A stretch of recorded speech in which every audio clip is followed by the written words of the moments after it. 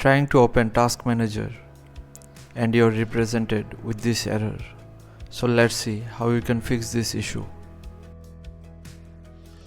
Search for Registry Editor. Now go to the video description and copy this registry location. Paste it in the address bar of Registry Editor and hit enter.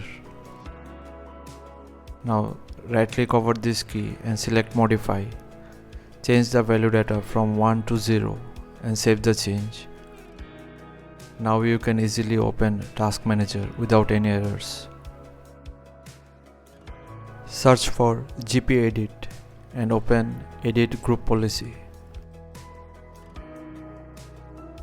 Now click on Administrative Templates, System, and click on this option. Now double click here, set it to Not Configured and save the changes. This will fix the issue. However, if it is not working, double click on this option again, set it to Enabled and save the changes. Now double click again and set it to Not Configured and save the changes. This will work. So thanks for watching. Please feel free to subscribe and support the channel if this helped. Thank you.